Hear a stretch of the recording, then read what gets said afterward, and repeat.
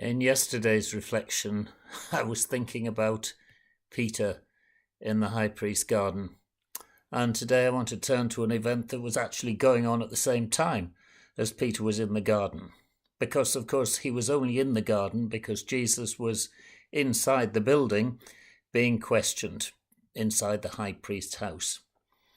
And if you think Peter's responses were very clear, I'm definitely not one of his followers, then Jesus' answers to the questions he was asked were frustratingly vague. Here's the story. The chief priests and the whole Sanhedrin were looking for evidence against Jesus so they could put him to death, but they didn't find any.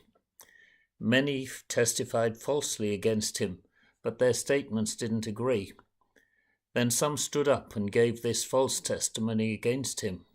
We heard him say, "I'll destroy this temple made with human hands, and in 3 days I'll build another one, not made with hands." Yet even then their testimony didn't agree. Then the high priest stood up before them and asked Jesus, "Are you going to answer? What is this testimony that these are bringing against you?" But Jesus remained silent and gave no answer. Again the high priest asked him, "Are you the Messiah, the Son of the Blessed One?" "I am," said Jesus, "and you'll see the Son of Man sitting at the right hand of the Mighty One and coming on the clouds of heaven." At that the high priest tore his clothes. "Why do we need any more witnesses?" he said. "You've heard the blasphemy. What do you think?" Well, Jesus had always been a slightly enigmatic, shall we say, figure, even to those who were supposed to know what he was all about. You might remember that John the Baptist, according to Luke's Gospel, sent to ask this question, "Are you the one who is to come, or are we looking for someone else?" To which the answer was, well, enigmatic, I suppose.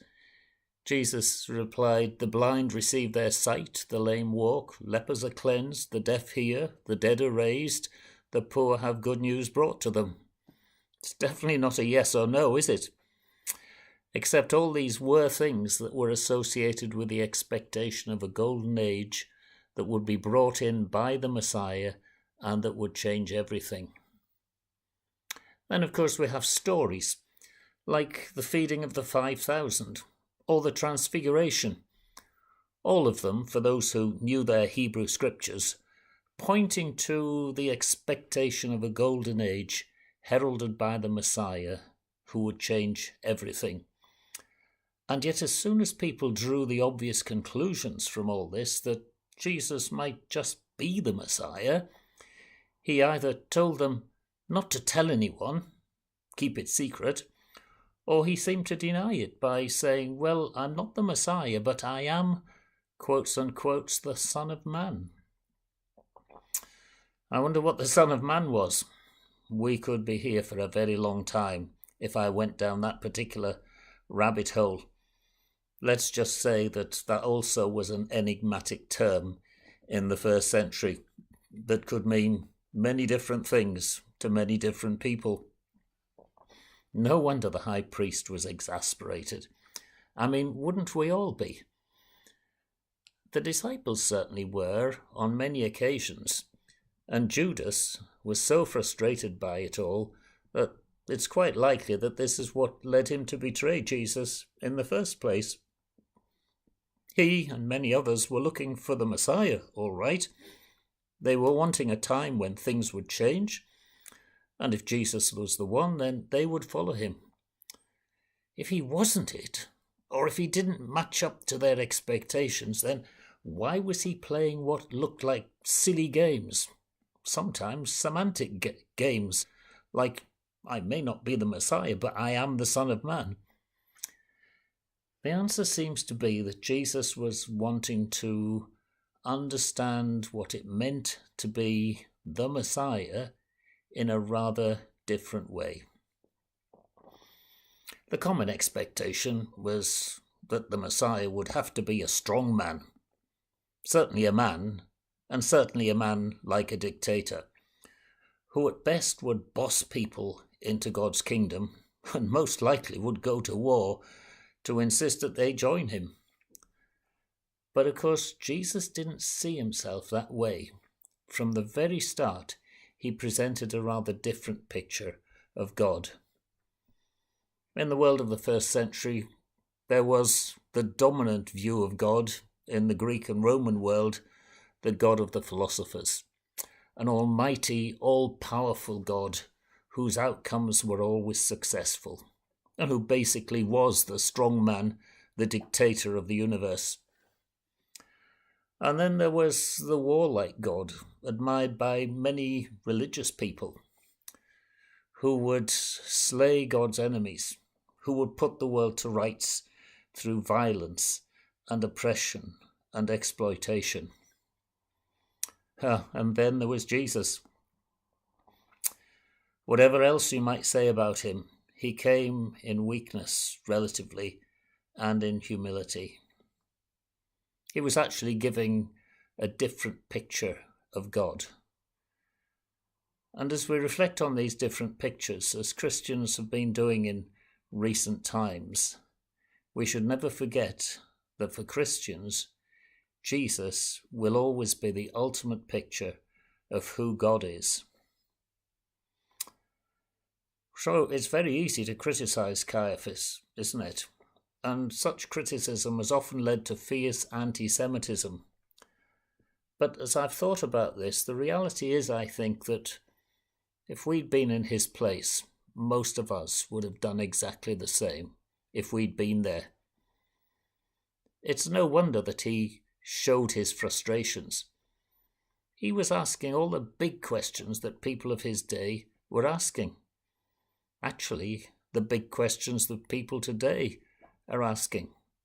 And Jesus was being frustratingly vague in his answers. Because behind that question, are you the Messiah, was a series of other questions that the Messiah was hopefully going to address. Who's going to put things right in the world? Who will reverse all the injustices that we see around us? Does anyone care enough to make a difference?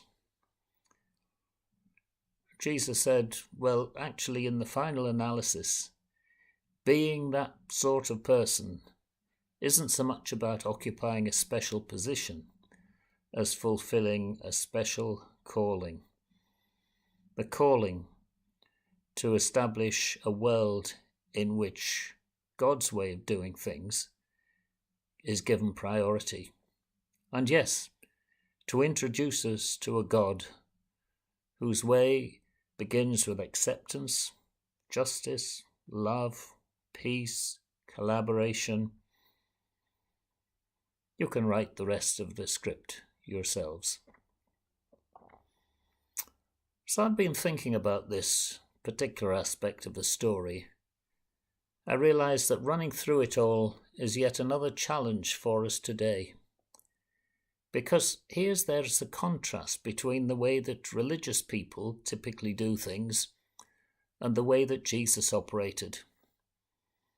There's a bit of a contrast here, intended, I think, by the gospel writers, between organized institutions and the spontaneity of the Spirit. Runs right through the Gospels and comes to its climax in the events of Good Friday.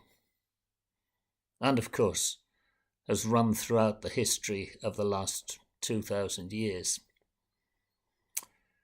We're never going to be able to rewrite history, but one of the challenges facing for us today is to learn afresh what it means to sit lightly to structures and systems and to follow in faithful discipleship. Institutions can do many good things, but they often find it hard to do the most important things. Institutions have a tendency of doing things right, whereas Jesus calls us to do the right things.